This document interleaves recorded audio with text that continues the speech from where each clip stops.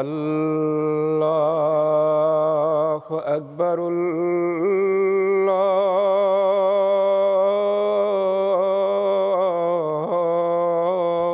الله أكبر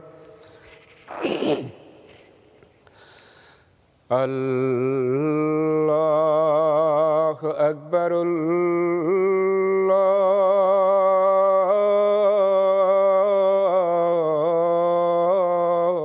الله أكبر أشهد أن لا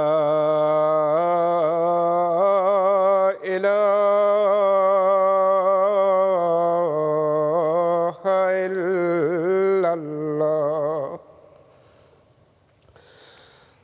أشهد أن لا إله إلا الله أشهد أن محمدًا رسول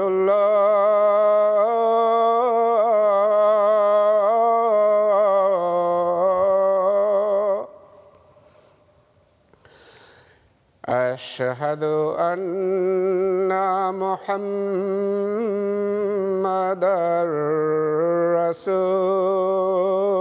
رسول الله حي على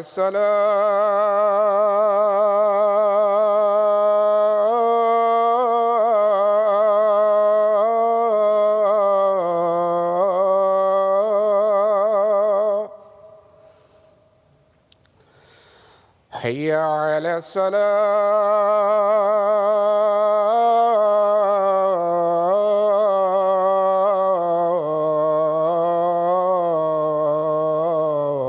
الصلاة حي على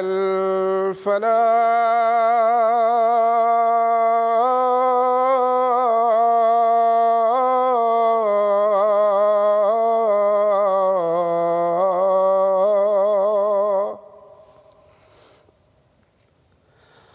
حي على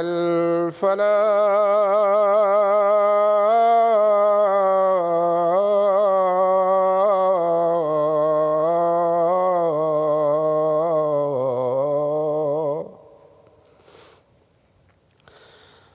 الله أكبر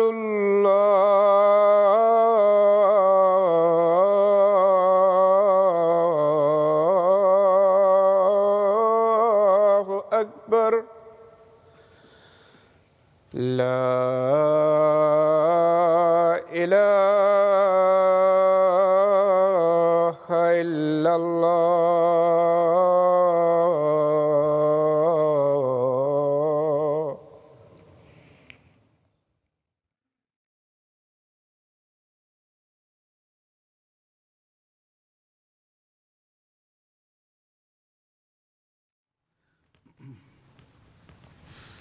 السلام عليكم ورحمة الله.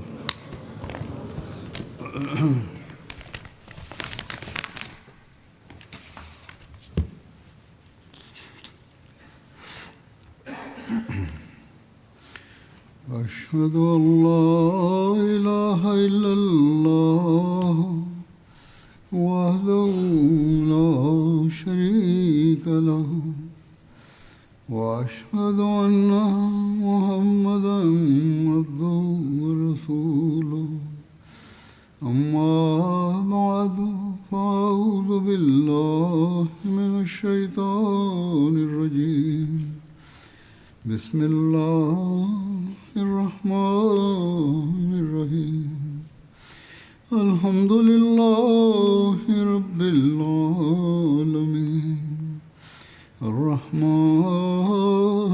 الرحيم مالك يوم الدين إياك نعبد وإياك نستعين اهدنا الصراط المستقيم صراط الذين أنعمت عليهم غير المغضوب عليهم ولا الضالين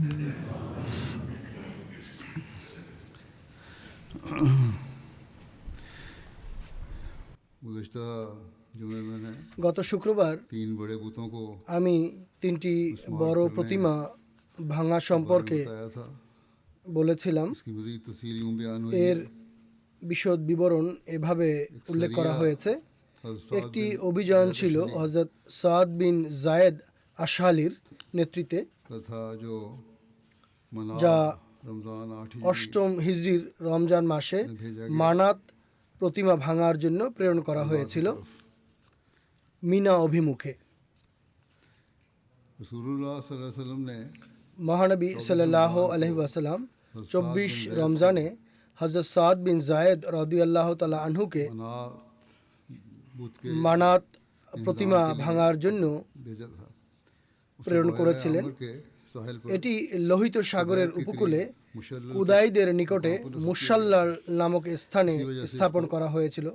এ কারণেই একে मुशल्लल भी कहा जाता है। মুসাল্লালের যুদ্ধাভিযান বলা হয়। बिन ज़ैद अशली হযরত সাদ বিন জায়েদ আশালি রাদিয়াল্লাহু তাআলা আনহু 20 জন অশ্বারোহীর সাথে যাত্রা করেছিলেন। যখন তিনি সেখানে পৌঁছেন তখন সেখানে একজন পরিচারকও ছিল। সেই পরিচারক হযরত সাদ রাদিয়াল্লাহু তাআলা আনহুকে জিজ্ঞেস করে, তুমি কি চাও? তিনি বলেন, আমি মানাত প্রতিমা ধূলিসাৎ করতে চাই। সে বলে, তুমি এবং এই কাজ অর্থাৎ তোমার দ্বারা এই কাজ সাধিত হয় অসম্ভব। হযরত সাদ রাদিয়াল্লাহু তাআলা আনহু সেই মূর্তির দিকে এগিয়ে যান। बयान किया है বর্ণনাকারী কথা বর্ণনা করেছেন।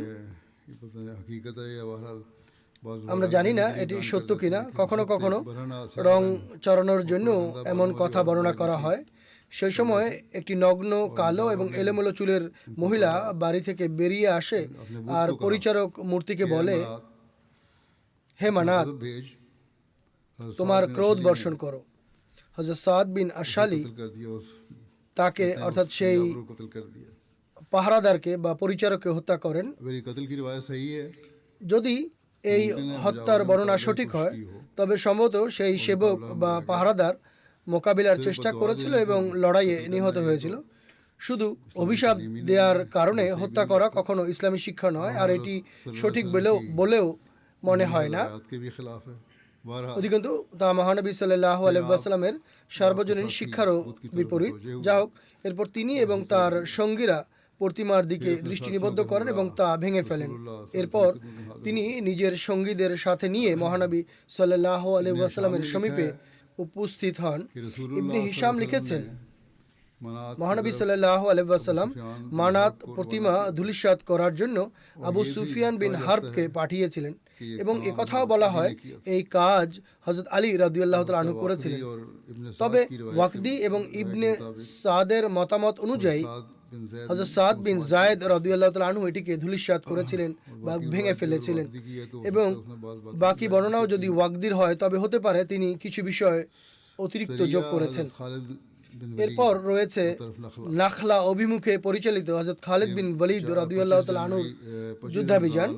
এটি অষ্টম হিজরির 25 রমজান মোতাবেক জানুয়ারি 629 খ্রিস্টাব্দে হয়েছিল। 25 रमज़ान 25 রমজানে मुबारक को नबी अकरम सल्लल्लाहु अलैहि মহানবী সাল্লাল্লাহু আলাইহি ওয়াসাল্লাম वसल्लम सफरातुल मुश्तमिल 30 সদস্যের একটি দল হযরত খালিদ বিন ওয়ালিদ রাদিয়াল্লাহু তাআলা আনহুর নেতৃত্বে নাখলার অভিমুখে প্রেরণ করেন যেন সেখানে স্থাপিত কুরাইশের বিখ্যাত মূর্তি উজ্জাকে ভূপাতিত করা যায়। नखला ये वाला নাখলা উপত্যকাটি মক্কার পূর্ব দিকে এক দিনের দূরত্বে মক্কা ও তায়েফের মাঝখানে অবস্থিত। ये नखला के मुकाम पर एक घर था। এই নাখলা নামক জায়গায় একটি ঘর ছিল যার রক্ষক ও তত্ত্বাবধায়ক ছিল বনু শাবান। এরা বনু হাসিমের মিত্র ছিল। সেখানে উজ্জা ছিল কুরাইশের সবচেয়ে বড় প্রতিমা বা মূর্তি। ইমাম বাইহাকি বর্ণনা করেছেন এর ঘরটি 3টি বাবলা গাছ সম্বলিত ছিল, অর্থাৎ চারিদিকে বাবলা গাছ লাগানো ছিল, মাঝখানে ঘরটি ছিল। ইবনে ইসহাক বলেন, যখন উজ্জার পরিচারক হযরত খালিদ রাদিয়াল্লাহু তাআলা আনহুর আগমনের সংবাদ পায়, তখন সে মূর্তির উপর তরবারি ঝুলিয়ে রেখে নিজে পাহাড়ে পালিয়ে যায় এবং কবিতা পড়তে থাকে, যার অনুবাদ হলো, হে উজ্জা, খালিদের উপর এমন কঠিন আক্রমণ করো যা কিছুই অবশিষ্ট রাখবে না, যুদ্ধের শিরস্ত্রাণ পরিধান করো এবং হাতা গুটিয়ে নাও। হে উজ্জা, তুমি যদি এই ব্যক্তিকে অর্থাৎ খালিদকে হত্যা নাও করো, তবে তাকে শীঘ্রই সংঘটিতব্য পাপের জন্য দায়ী করো বা তার কাছ থেকে এর প্রতিশোধ গ্রহণ করো।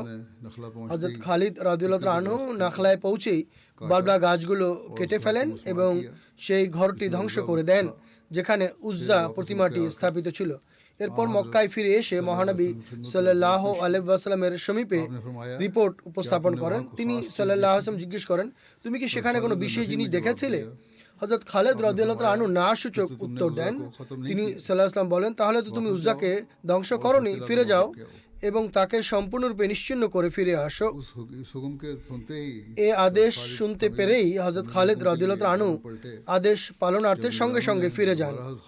যখন পরিচারকরা পুনরায় খালিদ রাদিয়াল্লাহু তাআলা আনহুকে দেখতে পায়, তখন তারা পাহাড়ে চড়ে যায়।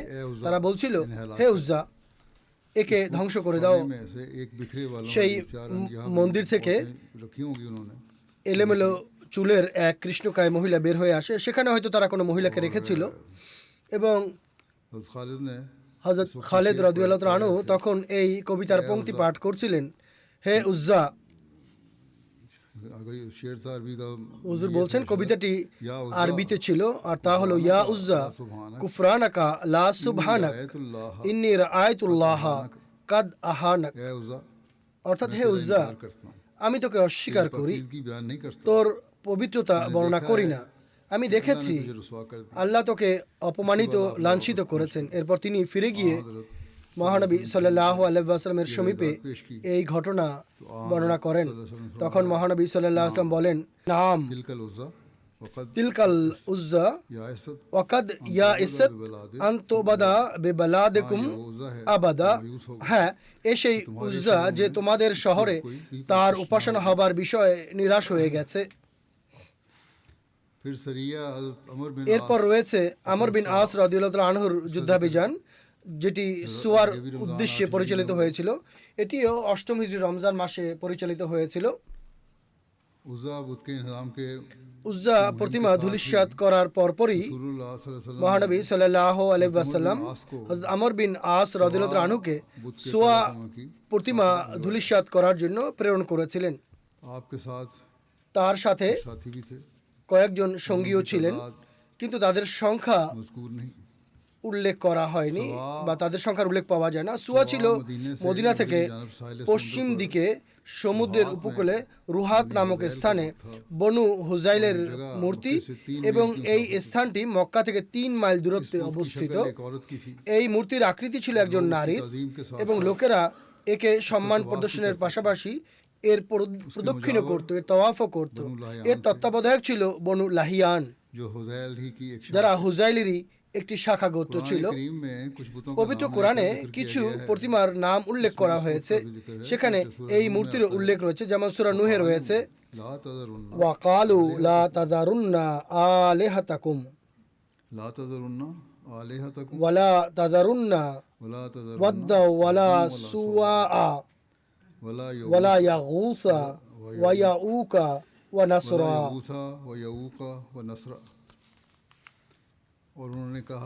অর্থাৎ আর তারা বলল, তোমরা কখনো তোমাদের উপাস্যদের পরিত্যাগ করো না এবং ওয়াদ, সুওয়া, ইয়াগুস, ইয়াউক ও নাসরকেও ত্যাগ করো না। হযরত ইবনে আব্বাস রাদিয়াল্লাহু তাআলা আনহু কর্তৃক বর্ণিত হয়েছে, নূহের জাতিতে যেই প্রতিমাগুলো ছিল সেগুলোই পরে আরবদের মাঝে এসেছিল। ওয়াদ প্রতিমাটি কালব গোত্রের ছিল। যারা जंदल में आबाद था দুমাদুল জন্দালে বসবাস করত। সোয়া ছিল হোজাইল গোত্রের, और यगूस मुराद আর ইয়াগুস ছিল মুরাদ গোত্রের প্রতিমা। बनु गुतैफ का তারপর গুতাইফ সেটিকে অবলম্বন করে, सबा शहर के पास যারা সাবা শহরের কাছে জুরফে বসবাস করত। আর ইয়াউক প্রতিমা ছিল হামদান গোত্রের, नसर था এবং নাসার প্রতিমা ছিল হিমিয়ার গোত্রের, जो जिल कला की औलाद যারা জিল কালার বংশধর ছিল। एक नामों के नाम মূলত এগুলো সবই কয়েকজন সৎ মানুষের নাম ছিল, যারা হযরত নূহ আলাইহিসসালামের জাতির অন্তর্ভুক্ত ছিলেন। যখন তারা মৃত্যুবরণ করেন, তখন শয়তান তাদের জাতির লোকদের হৃদয়ে এই কুমন্ত্রণা সঞ্চার করে যে যে স্থানগুলিতে তারা বসতো সেখানে প্রতিমা স্থাপন করো এবং তাদের নাম অনুসারে সেগুলোর নাম রাখো। তাই তারা এমনটি করে এবং को সেগুলোর उन्हें और পূজা করতে আরম্ভ করে বা উপাসনা করতে আরম্ভ হয়।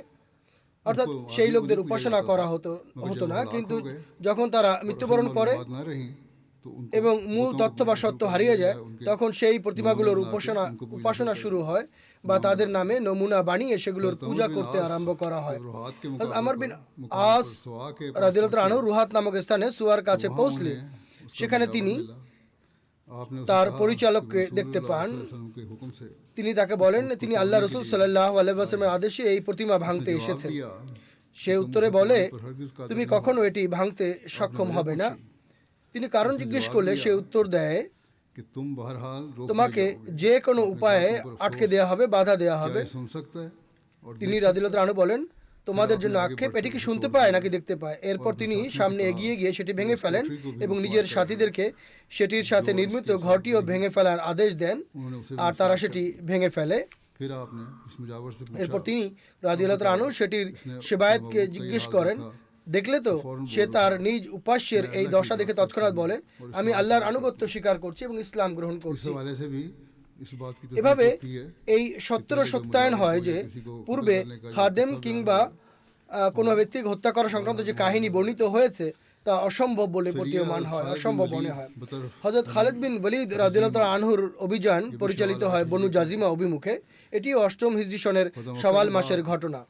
মক্কা বিজয়ের পর খালিদ বিন ওয়ালিদ রাদিয়াল্লাহু আনহু যখন উজ্জা প্রতিমা ভেঙে ফেরত আসেন, তখন মহানবী সাল্লাল্লাহু আলাইহি ওয়াসাল্লাম তাকে বনু জাজিমা অভিমুখে প্রেরণ করেন।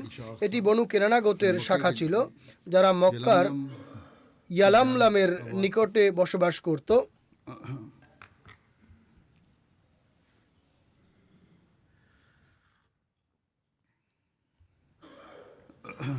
नबी अकरम सल्लल्लाहु अलैहि वसल्लम ने মহানবী সাল্লাল্লাহু আলাইহি ওয়াসাল্লাম হযরত খালিদ রাদিয়াল্লাহু আনহুকে বলেন, এই গোত্রকে ইসলামের প্রতি আহ্বান জানাও, ইসলামের তবলিগ করো।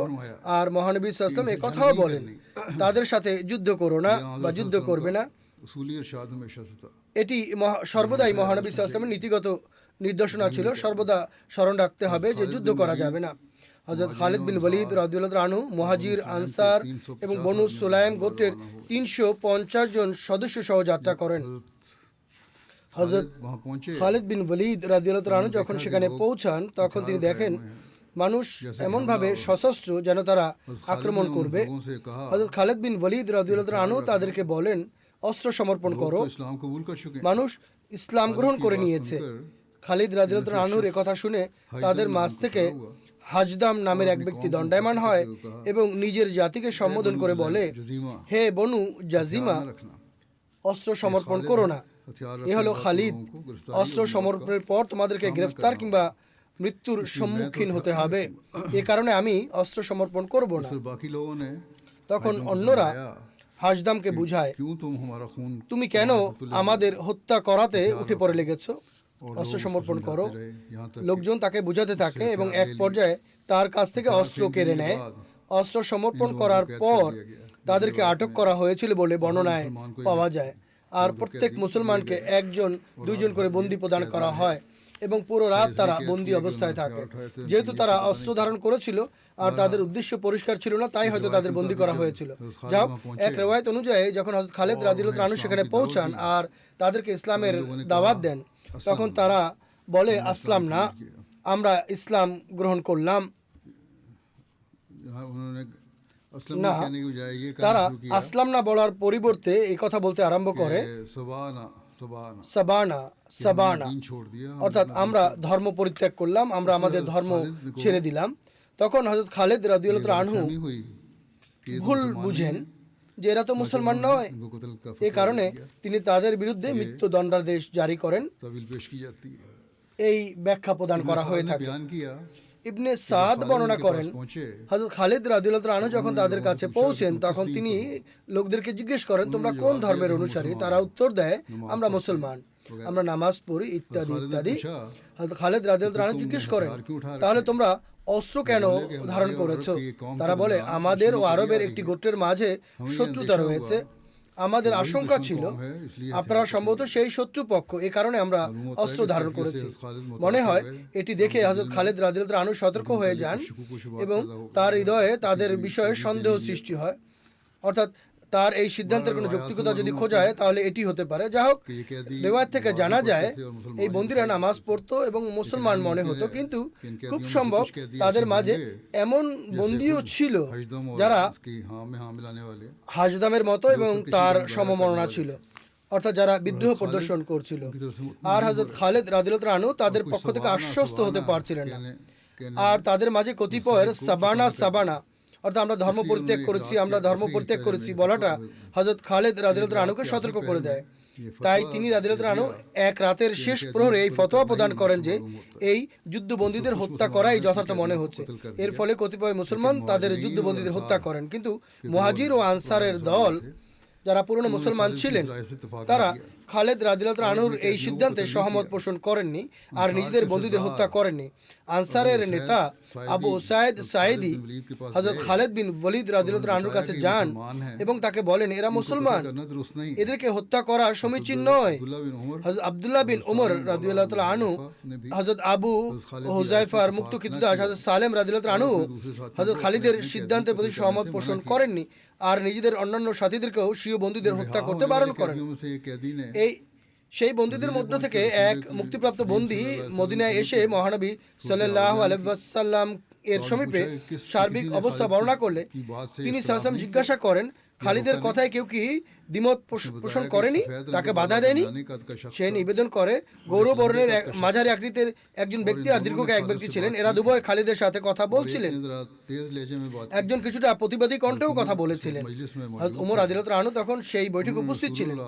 তিনি মহানবী সাল্লাল্লাহু আলাইহি ওয়াসাল্লামের সমীপে নিবেদন করেন, হুজুর, একজন তো আমার পুত্র আব্দুল্লাহ ছিল, অর্থাৎ দীর্ঘাকৃতির ব্যক্তি হযরত আব্দুল্লাহ বিন উমর রাদিয়াল্লাহু তাআলা আনহু, আর দ্বিতীয়জন আবু হুযায়ফার মুক্তকিদাস সালেম ছিলেন। মহানবী সাল্লাল্লাহু আলাইহি ওয়াসাল্লাম পুরো ঘটনা অবহিত হবার পর খুবই কষ্ট পান, ভীষণ কষ্ট পান। তিনি বলেন, তাদেরকে হত্যা করার জন্য আমি খালিদকে নির্দেশ দেইনি, আমি তো কেবল তাদেরকে ইসলামের প্রতি আহ্বান জানাতে বলেছিলাম। এরপর মহানবী সাল্লাল্লাহু আলাইহি ওয়াসাল্লাম নিজের দু হাত তুলেন আর দুবার খোদার সমীপে নিবেদন করেন, আল্লাহুম্মা ইন্নী আবরাউ ইলাইকা মিম্মা সানা খালিদ, হে আল্লাহ, খালিদ যা কিছু করেছে আমি তা থেকে তোমার সমীপে দায় মুক্তির মিনতি করছি। অনুরূপভাবে তিনি সাল্লাল্লাহু আলাইহি ওয়াসাল্লাম খালিদ বিন ওয়ালিদের প্রতি অসন্তুষ্টিও প্রকাশ করেন যে এত তরাপরায়ণ হয়ে কেন এই আচরণ করলো, ভালোভাবে বিচার বিশ্লেষণ করা উচিত ছিল। এরপর মহানবী সাল্লাল্লাহু আলাইহি ওয়াসাল্লাম হযরত আলী রাদিয়াল্লাহু তাআলা আনহুকে বনু জাজিমা অভিমুখে তাদের নিহত ব্যক্তিদের রক্তপণ আদায় করার এবং পুরো ঘটনা তদন্তের জন্য প্রেরণ করেন। হযরত আলী রাদিয়াল্লাহু তাআলা আনহু সেখানে গিয়ে সকল নিহত ব্যক্তির উত্তরাধিকারীদের রক্তপণ প্রদান করেন এবং তাদের যেসব সম্পদ মুসলমানরা কেড়ে নিয়েছিল সেগুলো তাদেরকে ফিরিয়ে দেন, এমনকি কাঠের সেই পাত্রও ফিরিয়ে দেন যে পাত্রে তাদের কুকুর পানি পান করত। সবাইকে রক্তপণ প্রবৃত্তি পরিশোধের পর হযরত আলী রাদিয়াল্লাহু তাআলা আনহুর কাছে কিছু সম্পদ উদ্বৃত্ত থাকলে তিনি বনু জাজিমার লোকদের জিজ্ঞেস করেন, এমন কেউ কি আছে যার কোনো ক্ষতিপূরণ পরিশোধ করা হয়নি? সবাই বলেন না। এরপর হযরত আলী রাদিয়াল্লাহু তাআলা আনহু অবশিষ্ট সেই সম্পদও তাদের মাঝে ভাগ করে দেন আর তিনি রাদিয়াল্লাহু তাআলা আনহু বলেন, আমি এই সম্পদ মহানবী সাল্লাল্লাহু আলাইহি ওয়াসাল্লামের পক্ষ থেকে সাবধানতাবশত প্রদান করছি যেন সেই অজানা ক্ষতিরও পূরণ হয়ে যায় যা আল্লাহর রাসূলও জানেন না আর তোমরাও জানো না। হযরত আলী রাদিয়াল্লাহু তাআলা আনহু ফিরে এসে মহানবী সাল্লাল্লাহু আলাইহি ওয়াসাল্লামের সমীপে সমস্ত রিপোর্ট প্রদান করেন। আর এ কথাও বলেন যে তাদের তুচ্ছাতি তুচ্ছ বস্তুও তাদের ফিরিয়ে দেওয়া হয়েছে এবং উদ্বৃত্ত সম্পদও তাদের মাঝে ভাগ করে দেওয়া হয়েছে।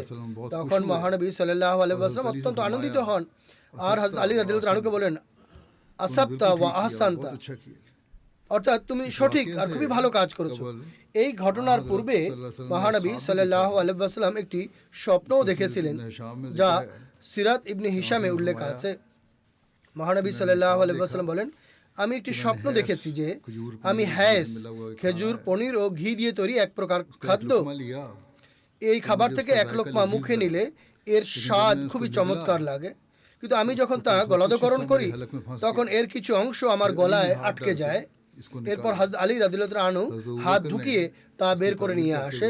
হযরত আবু বকর রাদিয়াল্লাহু আনহু এই স্বপ্নের ব্যাখ্যা করতে গিয়ে বলেন, হে আল্লাহর রাসূল সাল্লাল্লাহু আলাইহি ওয়াসাল্লাম, এটি আপনার প্রেরিত অভিযানগুলোর একটি, যা আপনি ভবিষ্যতে প্রেরণ করবেন।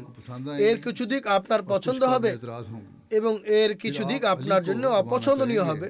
এরপর আপনি হযরত আলী রাদিয়াল্লাহু আনহুকে প্রেরণ করবেন এবং তিনি তা সহজ করবেন, অর্থাৎ বিষয়টির সঠিক সমাধান করবেন। অতএব এই অভিযানের মাধ্যমে এই স্বপ্নটি যথাযথভাবে পূর্ণ হয়েছে।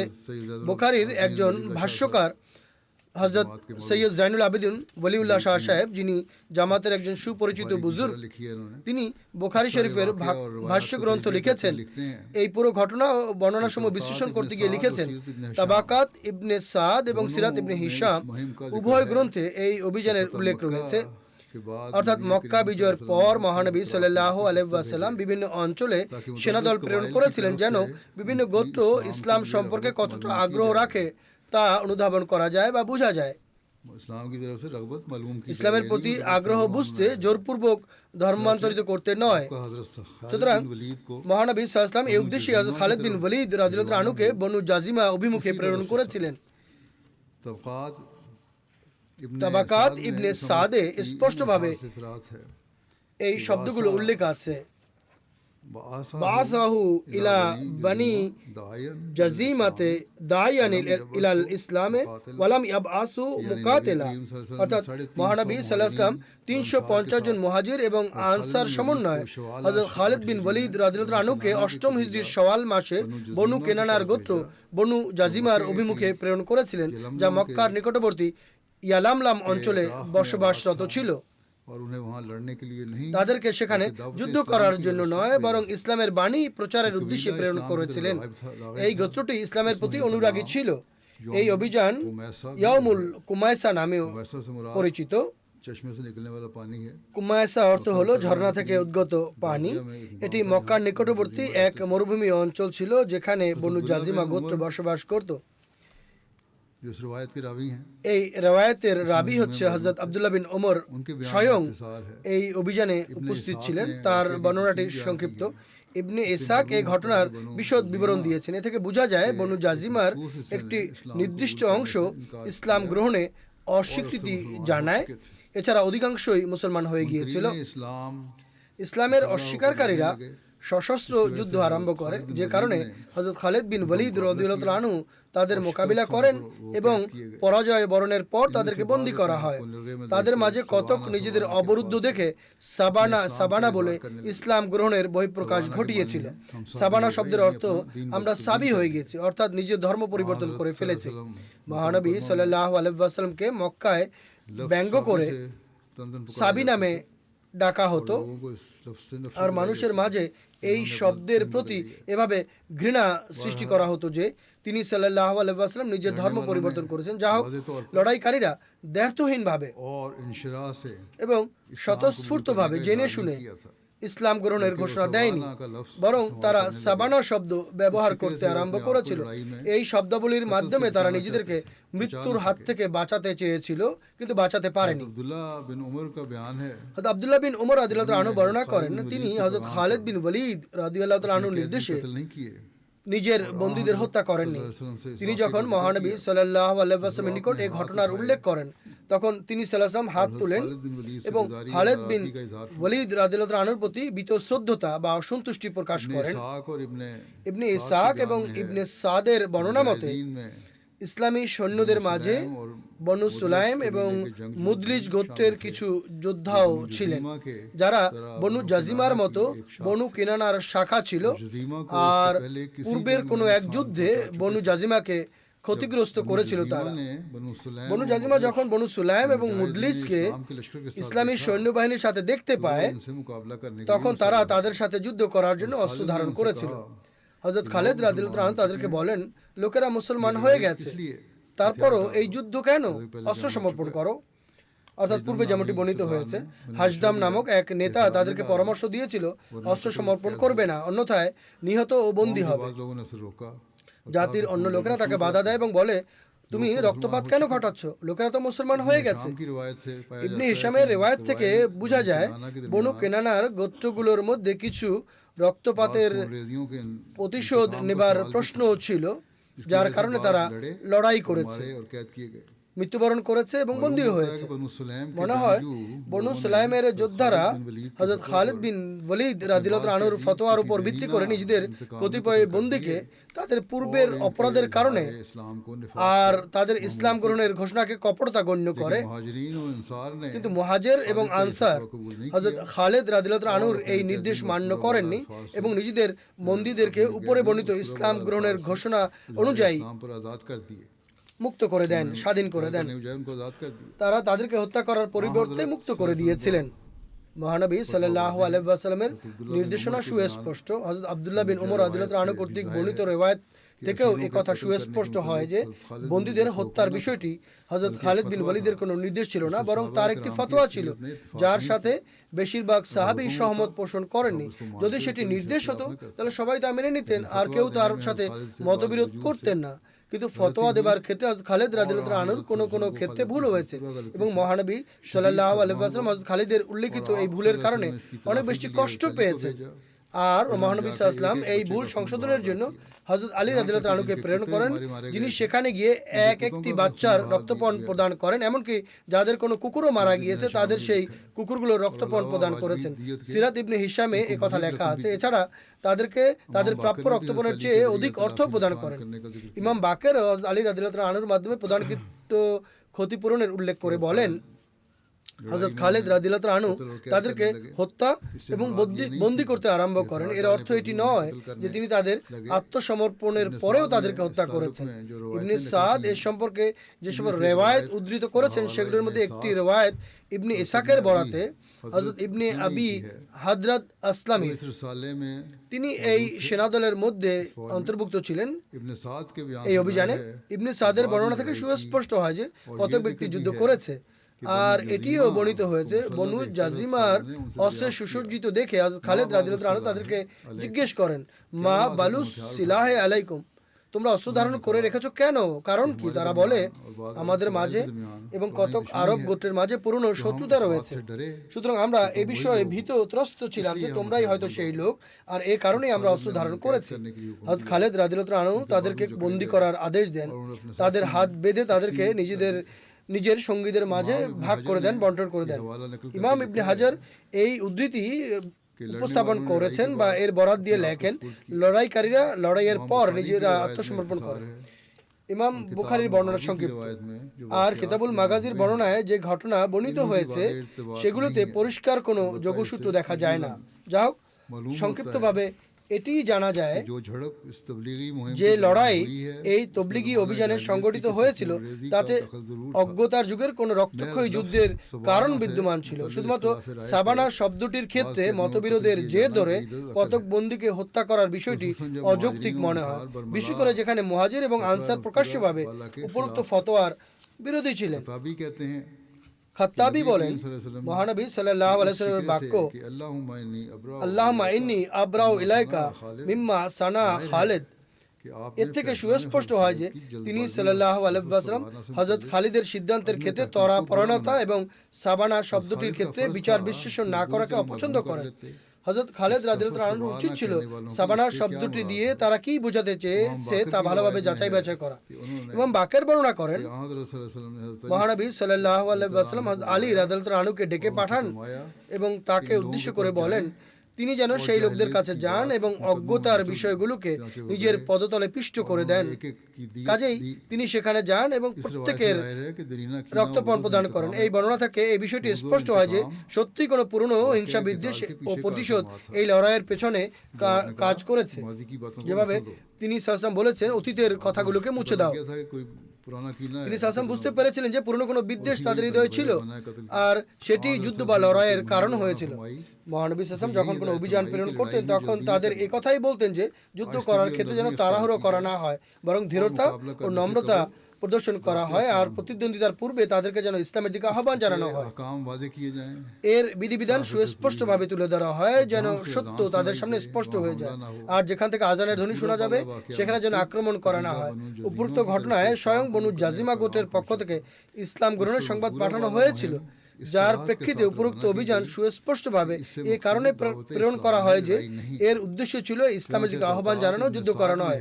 তাবাকাতে ইবনে সাদে যেমনটি বর্ণিত হয়েছে যে হযরত খালিদ বিন ওয়ালিদ বনু জাজিমার নিকট পৌঁছেন, তখন তিনি রাদিয়াল্লাহু তাআলা আনহু তাদেরকে প্রশ্ন করেন, তোমরা কারা?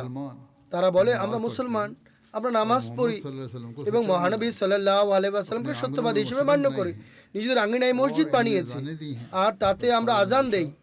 খালিদ বিন ওয়ালিদ রাদিয়াল্লাহু আনহু জিজ্ঞেস করেন, তাহলে অস্ত্র ধারণ কেন করেছো? তারা বলে, আমাদের এবং অন্য একটি আরব গোত্রের মাঝে শত্রুতা রয়েছে, আমাদের সংখ্যা ছিল, তোমরাই হয়তো তারা।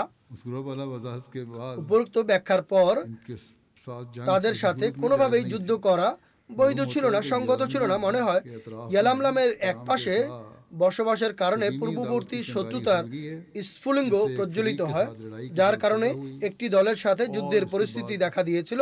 আর এরপর যুদ্ধংদেহী সৈন্যরা সাবানা বলে ইসলাম গ্রহণের ঘোষণা দিলেও তাদের আর শেষ রক্ষা হয়নি এবং হযরত খালিদ বিন ওয়ালিদ রাদিয়াল্লাহু তাআলা আনহু সেনাবাহিনীর নেতা হবার কারণে ভৎসনার শিকার হয়েছিলেন।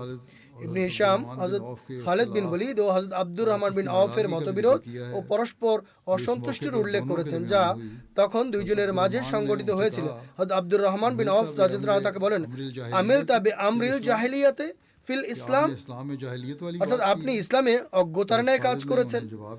হযরত খালিদ বিন ওয়ালিদ রাদিয়াল্লাহু তাআলা তাকে উত্তর দেন, ইন্নামা সারতা বিআবিকা, তুমি আমাকে এটি বলে তোমার পিতার প্রতিশোধ নিয়েছো। হযরত আব্দুর রহমান বিন আওফ রাদিয়াল্লাহু আনহু বলেন, এটি সঠিক নয়, কেননা আমি আমার পিতার হত্যাকারীকে হত্যা করে প্রতিশোধ নিয়েছি, কিন্তু আপনি আপনার চাচা ফাকেহ বিন মুগিরার প্রতিশোধ নিয়েছেন। এ নিয়ে তাদের মাঝে বাগ বিতণ্ডায় তারা একে অপরের প্রতি ক্ষুব্ধ হন। এমনকি মহানবী সাল্লাল্লাহু আলাইহি ওয়াসাল্লাম যখন এই অসন্তোষের কথা জানতে পারেন তখন হযরত খালিদ বিন ওয়ালিদ রাদিয়াল্লাহু আনহুকে বলেন, আমার সাহাবীদের সম্পর্কে এমন ধারণা পোষণ করো না, খোদার কসম যদি উহুদ পরিমাণ স্বর্ণ তোমরা পেয়ে যেতে আর তা আল্লাহ তাআলার পথে ব্যয় করতে, তবুও আমার সাহাবীদের মধ্যে কারো সমতুল্য মর্যাদা পেতে না, যা তারা সকাল সন্ধ্যা আল্লাহ তাআলার জিকির করে লাভ করে থাকেন।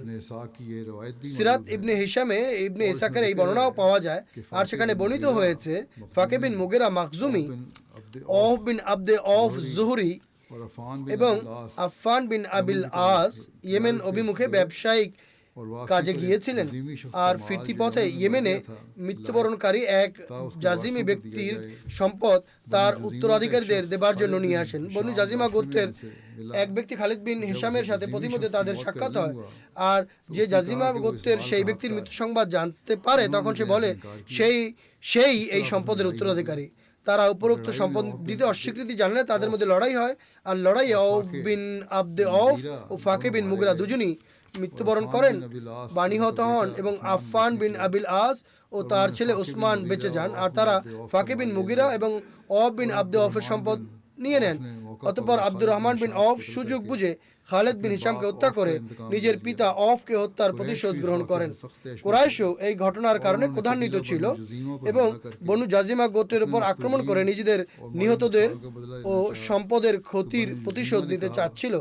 তখন বনু জাজিমা বলে, তোমাদের লোকদের হত্যাকাণ্ড আমাদের এক ব্যক্তির একক ঘটনা ছিল, এতে আমাদের কোনো হস্তক্ষেপ ছিল না এবং এ ব্যাপারে আমরা অবগতও ছিলাম না, আমরা নিহতদের এবং সম্পদের ক্ষতিপূরণ দিয়ে দেব। কুরাইশ তাদের ক্ষমা প্রার্থনা ও প্রস্তাব মেনে নেয়, যা সিরাত ইবনে হিশামে বর্ণিত হয়েছে। দেখো, এসব ঘটনা কিছু বিষয়ের প্রেক্ষাপট তুলে ধরে যে কেন তাদের মাঝে শত্রুতা ছিল। শত্রুতার কারণ হিসেবে এই ঘটনাটি লিপিবদ্ধ রয়েছে, আর এটি সেই ঘটনার একটি প্রেক্ষাপট যার কারণে হযরত খালিদ বিন ওয়ালিদ রাদিয়াল্লাহু আনহু আপত্তির মুখে পড়েছেন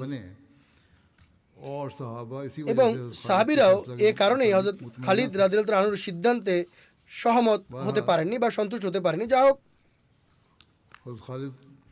হযরত খালিদের এহেন কাজের পক্ষে কোনো অজুহাত দাঁড় করানো যায় না, কেননা তিনি শুধুমাত্র ইসলামের বার্তা পৌঁছানোর জন্য প্রেরিত হয়েছিলেন, যে ক্ষেত্রে কোনো প্রকার বল প্রয়োগ বৈধ ছিল না। সাহাবীদের অধিকাংশই তাকে সুপরামর্শ দিয়েছিলেন যা গৃহীত হয়নি, আর বনু সুলাইম এক রাতের মধ্যেই নিজেদের বন্দীদের হত্যা করার সুযোগ পেয়ে যায়। ইবনে ইসহাকের একটি রিওয়ায়াতে হযরত খালিদ রাদিয়াল্লাহু আনহুর এই অপারগতা লিপিবদ্ধ করা হয়েছে যে তিনি ইসলাম গ্রহণে লোকদের অস্বীকৃতি দেখে আব্দুল্লাহ বিন হুযাফা সাহমির পরামর্শে তাদের সাথে যুদ্ধ করেন।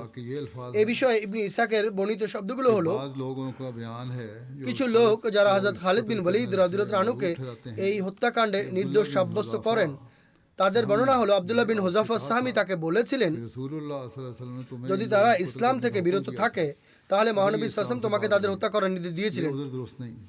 এই অজুহাত বৈধ নয়, কেননা আমির আব্দুল্লাহ বিন হুযাফা সাহমি ছিলেন না, বরং খালিদ ছিলেন। এই ভুল ইচ্ছাকৃত হোক বা ভুল বোঝাবুঝির কারণে হোক, সেনাদলের সেনাপতি এই ভুলের জন্য দায়ী ছিল। বিশেষত যে ক্ষেত্রে মহানবী সাল্লাল্লাহু আলাইহি ওয়াসাল্লাম তদন্ত করার পরে খালিদের প্রতি ভীষণ অসন্তুষ্টি এবং তার কর্ম থেকে দায়মুক্তি প্রকাশ করেছিলেন, সেক্ষেত্রে আমাদের অবশ্যই মহানবী সাল্লাল্লাহু আলাইহি ওয়াসাল্লামের সিদ্ধান্ত মেনে নেওয়া উচিত। আর এই ঘটনা কোনো সাধারণ ঘটনা ছিল না যে মহানবী সাল্লাল্লাহু আলাইহি ওয়াসাল্লামের সিদ্ধান্ত প্রদান সত্ত্বেও খালিদ ঠিক করেছেন নাকি ভুল করেছেন এমন অজুহাত খুঁজতে হবে। মহানবী সাল্লাল্লাহু আলাইহি ওয়াসাল্লাম বলেছেন তুমি ভুল করেছো, সেই সাথে নিজের অসন্তুষ্টি প্রকাশ করেছেন, এটাই আমাদের জন্য যথেষ্ট। যাই হোক, যদি আমরা অজুহাত খুঁজতে থাকি তাহলে ধর্মীয় স্বাধীনতার বিষয়ে ইসলামের যে নীতিগত শিক্ষা রয়েছে সেটির উপর আঘাত আসে। মহানবী সাল্লাল্লাহু আলাইহি ওয়াসাল্লাম তো যোদ্ধাদের সাথে লড়াই করার অনুমতি দিয়েছিলেন এবং ইসলামের তবলিগের ক্ষেত্রে নম্রতা অবলম্বনের নির্দেশ দিয়েছিলেন। মহানবী সাল্লাল্লাহু আলাইহি ওয়াসাল্লাম মক্কা বিজয়ের পর আরব গোত্রগুলোতে ইসলামের বার্তা পৌঁছাতে বেশ কিছু সেনাদল প্রেরণ করেছিলেন, আর সেসব দলের সেনাপতিদের সুস্পষ্ট নির্দেশ প্রদান করেন যেন যুদ্ধ এড়িয়ে যাওয়া হয়। মাগাজি তথা যুদ্ধের বিবরণ সম্বলিত পুস্তকসমূহে এবং ইতিহাসে স্পষ্ট উল্লেখ রয়েছে এসব দল ইসলামের সংবাদ পৌঁছানোর জন্যই প্রেরিত হয়েছিলেন। এ বিষয়ে সিরাত ইবনে হিশাম এবং তাবাকাত ইবনে সাদের বর্ণনা তুলে ধরা হয়েছে। আল্লামা তাবারি বিষয়টি এই ভাষায় ব্যাখ্যা করেছেন যে মহানবী সাল্লাল্লাহু আলাইহি ওয়াসাল্লাম মক্কার আশেপাশে একাধিক সারিয়া বা যুদ্ধাভিযানের দল প্রেরণ করেন যেন তারা লোকদেরকে প্রতিমা পূজা থেকে বিরত রাখেন এবং মহাসম্মানিত আল্লাহর ইবাদতের দিকে তাদেরকে আহ্বান জানান, আর এসব অভিযানে যুদ্ধ করার কোনো নির্দেশ প্রদান করেননি। যা হোক, বর্তমানে উগ্রপন্থী মৌলবীরা এসব বিষয়কে দলিল হিসেবে গ্রহণ করে হত্যা করার অথবা যুদ্ধ করার বৈধতা খুঁজে বের করার চেষ্টা করে, কিন্তু মহানবী সাল্লাল্লাহু আলাইহি ওয়াসাল্লামের শিক্ষা অত্যন্ত সুস্পষ্ট যে কেউ যদি সরাসরি যুদ্ধ না করে তার সাথে যুদ্ধ করবে না, কেননা এটা অপরাধ। উপরে বর্ণিত ইমাম বুখারীর রিওয়ায়াত থেকে ওই বিষয়টির সত্যায়ন হয় যে খালিদ বিন ওয়ালিদ রাদিয়াল্লাহু আনহু ইসলামের সংবাদ পৌঁছানোর জন্যই বনু জাজিমার উদ্দেশ্যে প্রেরিত হয়েছিলেন। ফাদাআহুম ইলাল ইসলাম, আর তিনি এই নির্দেশ পালনে ইসলামের বার্তা পৌঁছান। তারা ঠিকভাবে এটা বলতে পারেনি আমরা ইসলাম গ্রহণ করেছি, ঘাবড়ে গিয়ে বলতে থাকে আমরা আমাদের ধর্ম পরিবর্তন করেছি। এই কথাটি পুরো গোত্রের বক্তব্য ছিল না, কেননা তাদের অধিকাংশ আগেই মুসলমান হয়ে গিয়েছিল, বরং এই বক্তব্য বিশেষ একটি পরিবারের ছিল যাদের আশঙ্কা ছিল তাদের বিরুদ্ধে প্রতিশোধ গ্রহণ করা হবে। এজন্য তারা সশস্ত্র হয়ে লড়াই করতে আরম্ভ করে। লড়াইয়ে নিজেদের পরাজয় বুঝতে পেরে সাবানা বাক্য দ্বারা ইসলাম গ্রহণের বই প্রকাশ করে। ইমাম বুখারীর রিওয়ায়াতে চূড়ান্ত পর্যায়ের সংক্ষেপণ করা হয়েছে এবং তিনি সেই রিওয়ায়াতটি গ্রহণ করেছেন যা তার মানদণ্ডে উত্তীর্ণ হয়। হাজদাম নিজেদের লোকদের পরামর্শ দিয়েছিল যে তোমরা অস্ত্র সমর্পণ করবে না, বরং প্রতিরোধ গড়ে তোলো। এর থেকেও বোঝা যায় পূর্ববর্তী রক্তপাতের কারণে তার আশঙ্কা ছিল। ইবনে ইসহাকের প্রথম রিওয়ায়াতে তার এই কথাগুলো উদ্ধৃত হয়েছে যে হে বনু জাজিমা, স্মরণ রেখো এই ব্যক্তি তো খালিদ অস্ত্র সমর্পণ করার পর বন্দী করা হবে এবং এরপর শিরচ্ছেদ করা হবে। তার গোত্রের কিছু লোক তাকে ধরে ফেলে আর বলে তুমি রক্তপাত ঘটাতে চাইছো। লোকেরা তো মুসলমান হয়ে গেছে এবং তারা অস্ত্র সমর্পণও করেছে, যুদ্ধ শেষ হয়ে গেছে, এখন শান্তি নিরাপত্তা।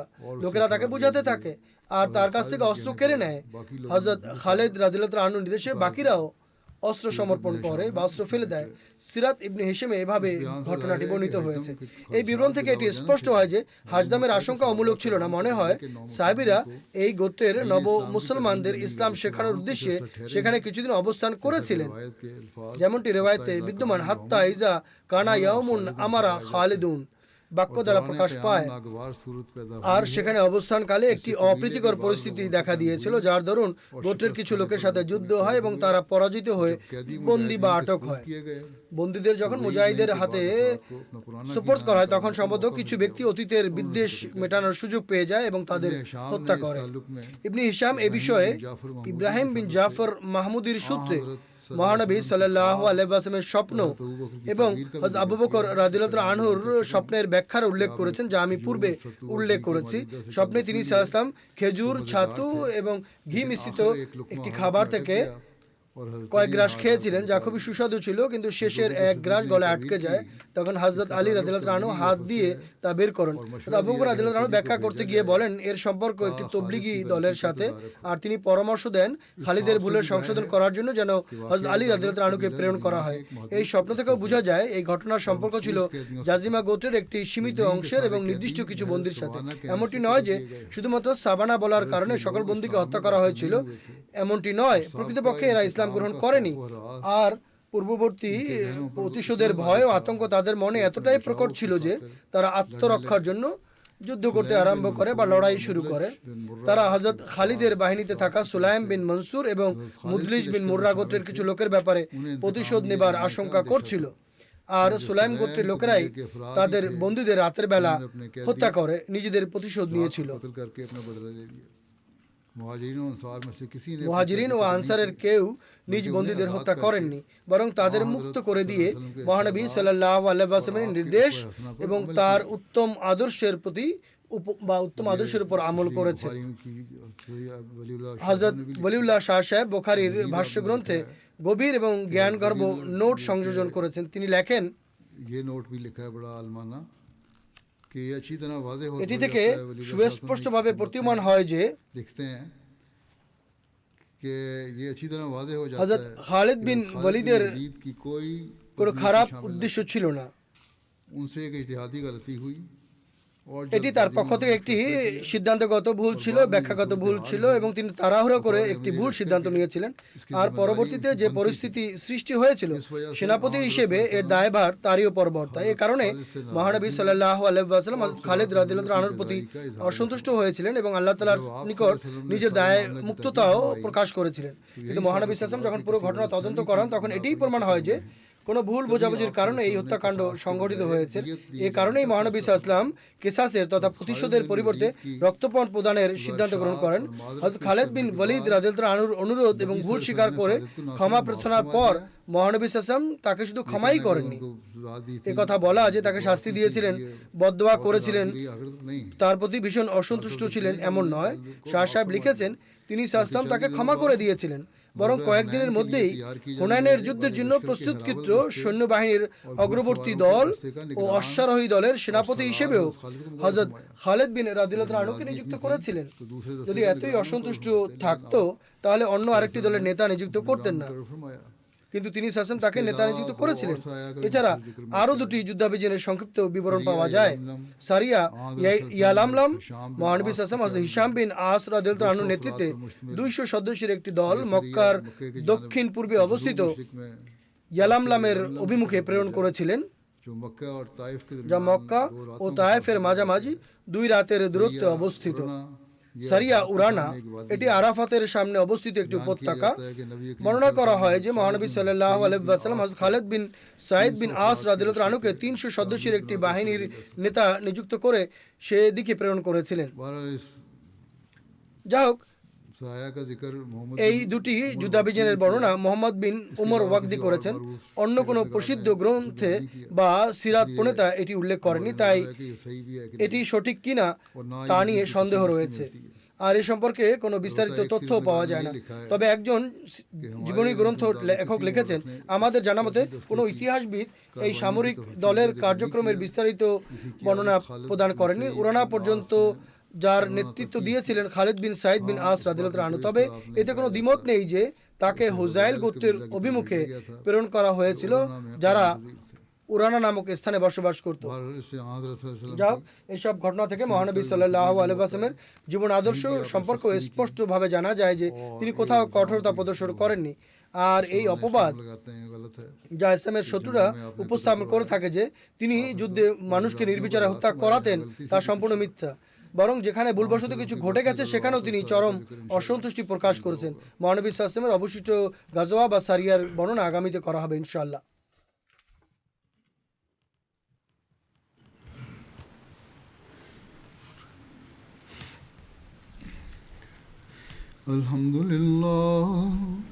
আলহামদুলিল্লাহ নাহমাদুহু ওয়া নাস্তাঈনুহু ওয়া নাস্তাগফিরুহু ওয়া নু'মিনু বিহি ওয়া নাতাওয়াক্কালু আলাইহি ওয়া নাউযু বিল্লাহি মিন শুরুরি আনফুসিনা ওয়া মিন সাইয়্যাতি আ'মালিনা মান ইয়াহদিহিল্লাহু ফালা মুদিল্লা লাহু ومن يضلل فلا هادي له ونشهد أن لا إله إلا الله ونشهد أن محمدا عبده ورسوله عباد الله رحمكم الله إن الله يأمر بالعدل والإحسان وإيتاء ذي القربى